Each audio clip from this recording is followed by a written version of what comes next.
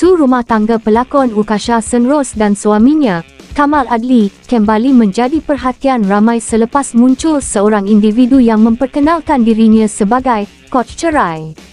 Individu ini, Izari Iqbal, menjelaskan bahawa Ukasha memang mendaftar program bimbingannya, tetapi sesi coaching sebenar belum sempat dimulakan kerana jadual Ukasha yang padat.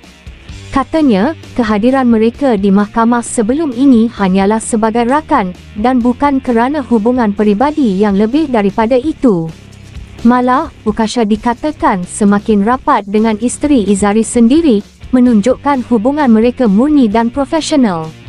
Izari turut meluahkan rasa terkilan dengan tindakan pihak berkuasa agama yang diambil terhadapnya. Menurutnya, pihak berkuasa tidak menghubungi beliau untuk mendapatkan penjelasan sebelum membuat keputusan.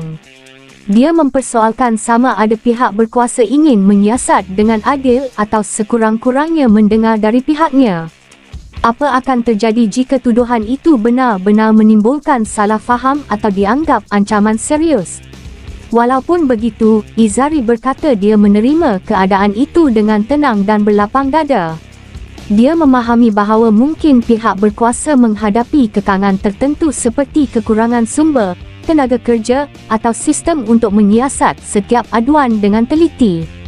Bagaimanapun, beliau menegaskan bahawa keputusan dibuat tetap membawa kesan besar, kerana maklumat salah dan prasangka yang tidak diperbetulkan boleh terus tersebar dan membesar dalam masyarakat.